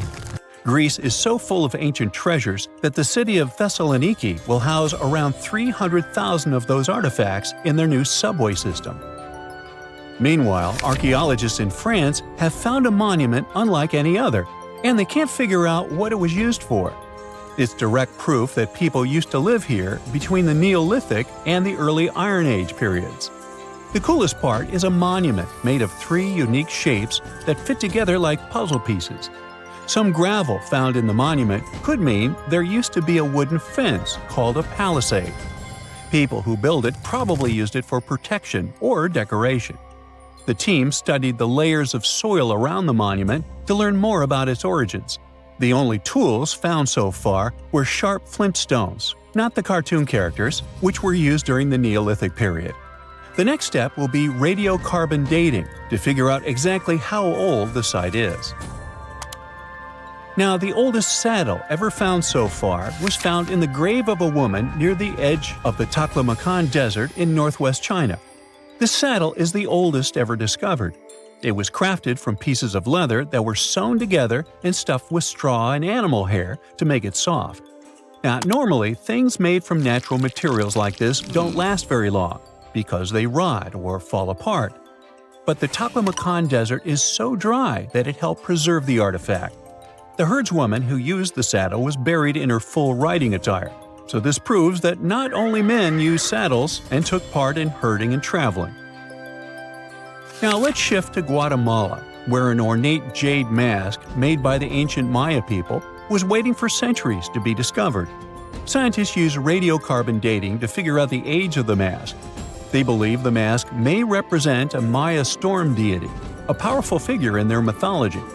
These kinds of masks were often made to honor Maya royalty, and they were placed in the tombs of kings and queens when they were buried. The king's tomb was also decorated with carvings made using tools crafted from volcanic obsidian. After 15 years of searching, scientists may have finally figured out where the altar stone of Stonehenge comes from. They compared the tiny minerals inside the altar stone with rocks from many places in Wales and England and ruled out lots of spots. Then they found the perfect match with a place in Scotland, more than 466 miles away from Stonehenge. This area might even be Orkney, a group of islands in the far northeast of Scotland where a lot was going on during the Neolithic period. The big question now is how ancient people moved such a massive stone so far. The altar stone is over 16 feet long and weighs more than 6 tons. The new theory is that they might have used boats to carry it across the coastline and rivers. Once it was close to Stonehenge, they theoretically dragged it across the land using wooden sleds, ropes, and a lot of teamwork. Meanwhile, in the north of France, an ancient home popped to the surface during the construction of a new house. It turned out to be a luxury urban house for the elite from the 2nd century of the Common Era. The inside of the house was destroyed by a fire, but under the destroyed layer, there are beautiful, real-size fresco paintings. Turkish archaeologists unearthed the arm and foot bones of elephants that lived around 9 million years ago. They also found fossils of early horses, giraffes, and even saber-toothed cats. They've already identified 43 distinct types of animals from this site and collected more than 4,000 fossils. One more cool find from Turkey is a 64,000-year-old workshop inside Enkaja Cave. It looks like people used it for 24,000 years non-stop. There are some tools inside, like flakes and blades, which were made inside the workshop. In eastern Turkey, a farmer accidentally found a 1,000-square-foot mosaic from the late Roman or early Byzantine period just beneath the dirt. Experts say it's a one-of-a-kind thing from this region and is still in one piece after all this time. The pattern shows dozens of trees, plants, and animals that were found in ancient Turkey. There could be more treasures in the area, so they plan to keep digging. Our final stop will be in Sicily, where archaeologists uncovered a huge ancient thermal complex. Inside, they found 2 rooms with floors covered in colorful mosaic designs, along with a large courtyard surrounded by arched wings. As they kept digging, they discovered more parts of the ancient city. They found new roads and the remains of a huge complex, along with stretches of old stone walls that were part of the city's fortifications. These discoveries are helping scientists imagine what the city might have looked like during ancient times. No one knows for sure whether the bathhouse was built by the Greeks or the Romans, since both civilizations lived in Sicily long ago. In 1936, British Egyptologist Walter Bryan Emery found a small object in the desert that made people debate whether it was an elaborate stone model of a flying saucer or even a hyperdrive from a spaceship that belonged to some advanced civilization that visited the Earth. Emery spent years excavating sites along the Nile River Valley, especially in the huge ancient necropolis of Saqqara. He found countless treasures from ancient Egypt, and the most bizarre one was definitely from the tomb of a high official, Sabu. Historians don't know exactly who he was for sure. Some sources say he was a king's son. His burial at Saqqara means he was an important figure in the royal court. There are no records from this early period he lived in, so Sabu's role and fate are still a mystery. Inside his tomb, scientists found 7 funerary chambers, each filled with traditional grave goods: animal bones, flint tools, pottery, ivory objects, and stone bowls. And then there was a strange, broken artifact that became famous as the Disc of Sabu. It resembles a shallow, round-bottomed bowl, but with 3 delicately carved, curved lobes spaced roughly 120 degrees apart around its perimeter. These lobes are separated by 3 holes, and at the center, there's a thin tube. The material used to build the disc is meta-siltstone, or schist. This type of rock is fragile, highly porous, and super difficult to carve. It flakes easily and crumbles under pressure. So how they made the disc out of it with rather simple stone and copper tools from 3000 BCE is still a mystery. The next big question is why they decided to bury Sabu with it. Perhaps if we knew its true purpose, it would make more sense. When it was first discovered, archaeologists thought it was nothing more than a vase, an incense burner, or a ceremonial decoration. But those who took a closer look from the point of view of an engineer decided it could actually be a component of a larger mechanism.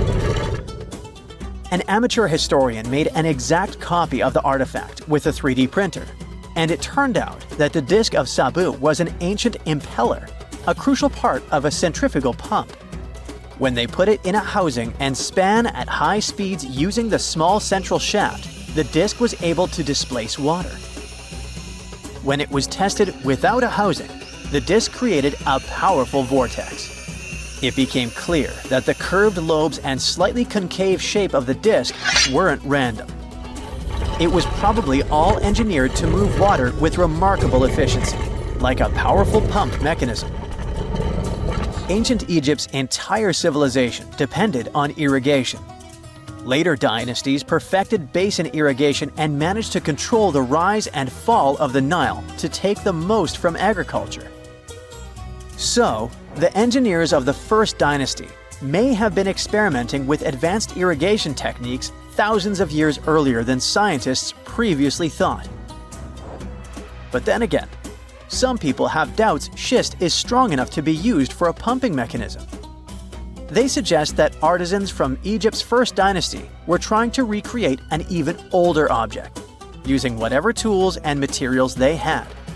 It could be a stone replica of something originally made from metal, possibly belonging to a civilization far older and more advanced than ancient Egypt itself.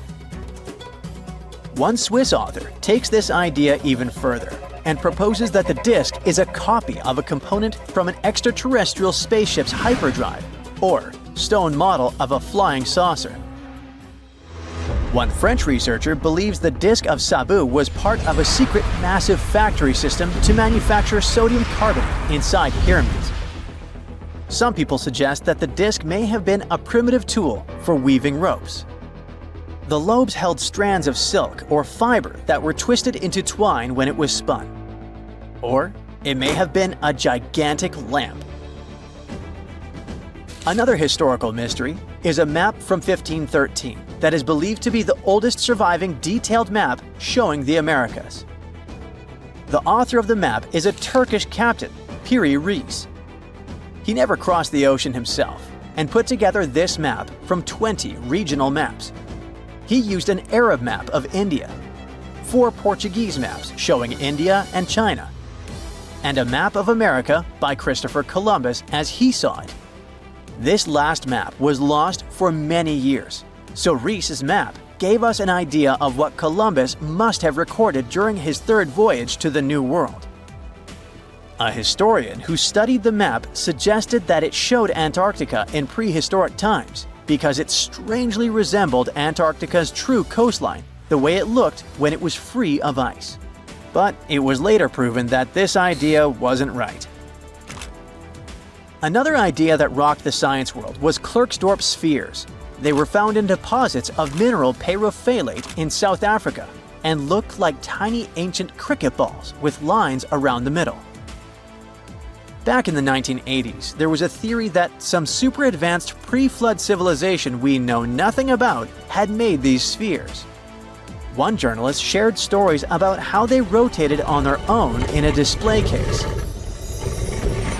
There was also a TV show that invited a psychic who was telling everyone the spheres were pieces of an ancient spaceship. But according to geologists, these spheres are pretty regular spherical objects formed from different minerals than the surrounding rock. The seam-like lines on them are just imprints from the host rock's layers building up over time.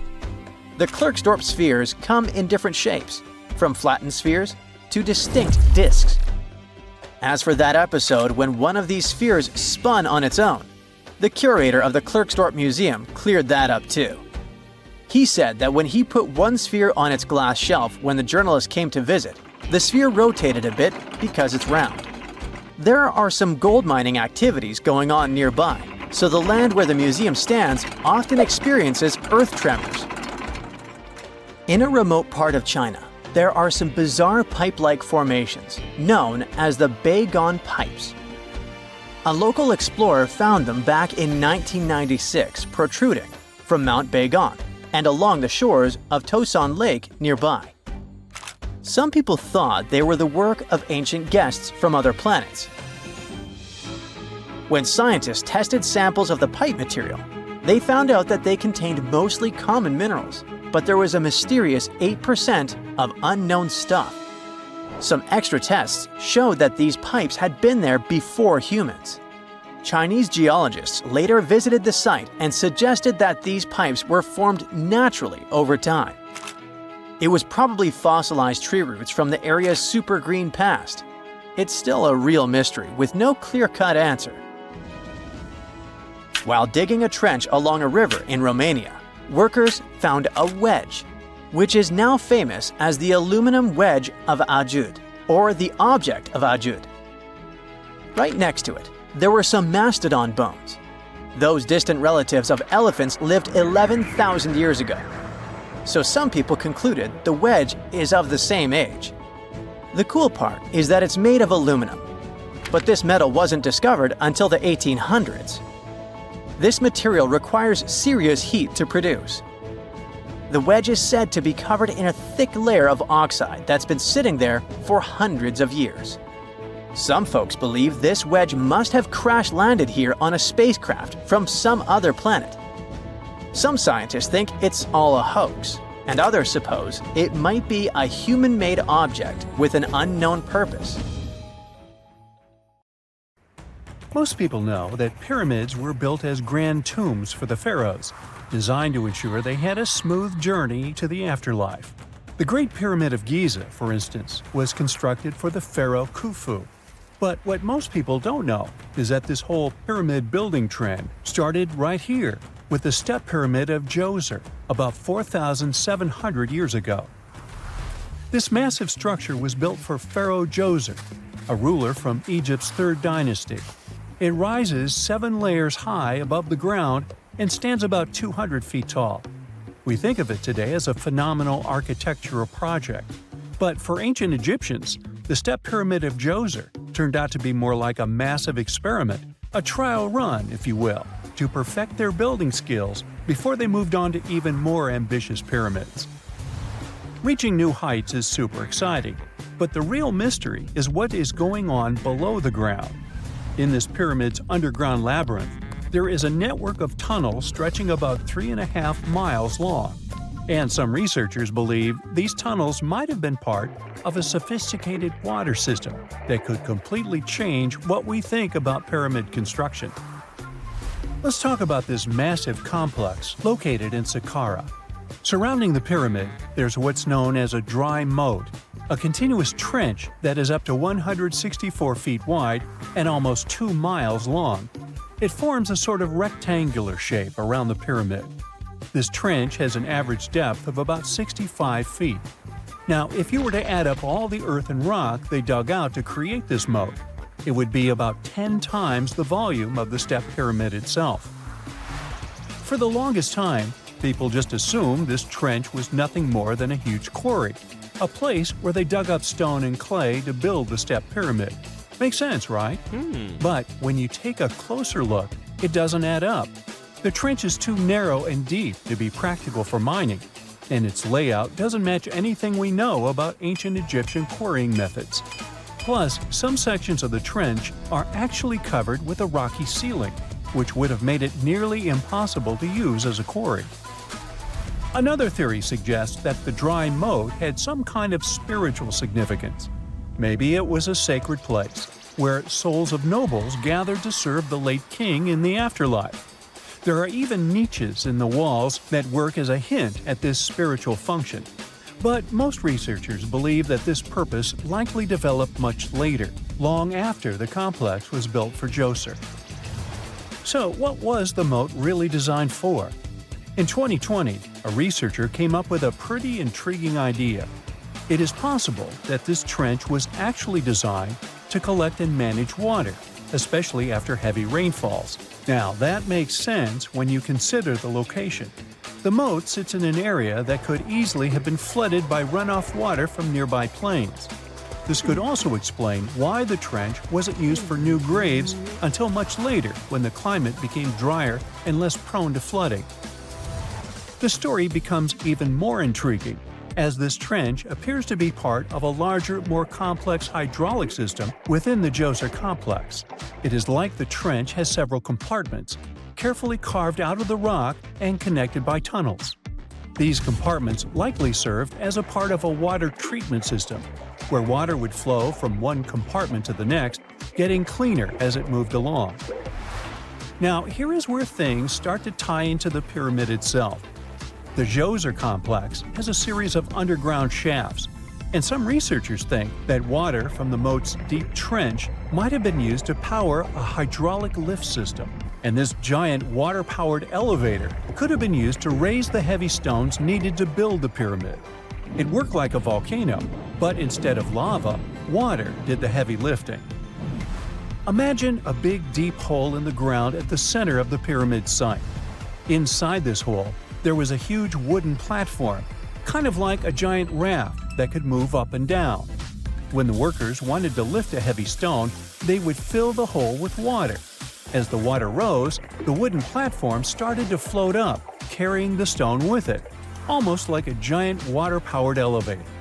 When the stone reached the right height, the workers slid it off the platform and onto the pyramid.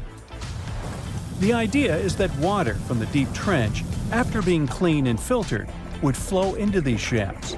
A massive float, possibly made of wood, would then rise as the water filled the shaft, lifting the stones up to where they were needed for construction.